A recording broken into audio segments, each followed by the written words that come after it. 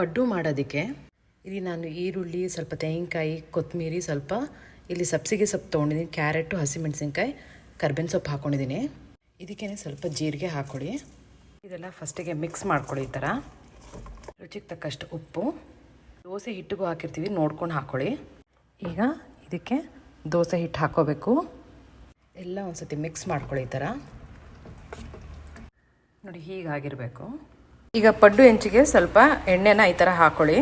ಸುತ್ತ ಎಣ್ಣೆ ಈ ಥರ ಸ್ಪ್ರೆಡ್ ಮಾಡ್ಕೋಬೇಕು. ಈಗ ಸ್ವಲ್ಪ ಸ್ವಲ್ಪನೇ ಒಂದು 3/4 ಭಾಗದಷ್ಟು ಹಾಕ್ಕೋಬೇಕು. ಈಗ ಒಂದು ಪ್ಲೇಟ್ ಮುಚ್ಚಿಬಿಡಿ. ಮೀಡಿಯಮ್ ಫ್ಲೇಮಲ್ಲೇ ಇದನ್ನು ಕುಕ್ ಮಾಡ್ಕೋಬೇಕಿಲ್ಲ ಅಂದರೆ ಒಳಗಡೆ ಹಿಟ್ಟಿಟ್ಟಿಟ್ಟು ಇದ್ದಂಗೆ ಇರುತ್ತೆ. ಸುತ್ತ ಎಣ್ಣೆ ಅಥವಾ ತುಪ್ಪ, ಬೆಣ್ಣೆ ಹಾಕ್ಕೊಳ್ಳಿ. ತುಪ್ಪ ಮತ್ತು ಬೆಣ್ಣೆ ಹಾಕ್ಕೊಂಡ್ರೆ ಗರಿಗರಿಯಾಗಿ ಬರುತ್ತೆ. ನೋಡಿ, ಈ ಥರ ಹೀಗೆ ತೆಗೆದು ಹೀಗೆ ಉಲ್ಟಾ ಹೀಗೆ ಮಾಡಬೇಕು. ನೋಡಿ, ಹೀಗೆ ಚುಚ್ಚಿದ್ರೆ ಕ್ಲಿಯರಾಗಿ ಬಂದರೆ ಅದು ಬೆಂದಿದೆ ಅಂತ ಅರ್ಥ. ತೆಗೆದಿಟ್ಕೊಂಬಿಡಿ. ಪುದೀನ ಚಟ್ನಿ ಜೊತೆ ಅಥವಾ ಎನಿ ಕಡಲೆಕಾಯಿ ಬೀಜ ಚಟ್ನಿ ಜೊತೆ ಸೂಪರಾಗಿರುತ್ತೆ. ಟ್ರೈ ಮಾಡಿ ಈ ಸಿಂಪಲ್ ರೆಸಿಪಿನ. ಪಡ್ಡು ಮತ್ತು ಇಲ್ಲಿ ಪುದೀನ ಚಟ್ನಿ, ಸ್ವಲ್ಪ ತುಪ್ಪ, ಸೂಪರಾಗಿರುತ್ತೆ. ಟ್ರೈ ಮಾಡಿ. ನೋಡಿ, ತೋರಿಸ್ತೀನಿ ಹೇಗಿರುತ್ತೆ ಅಂತ. ಹೀಗೆ ಬೆಂದಿರಬೇಕು.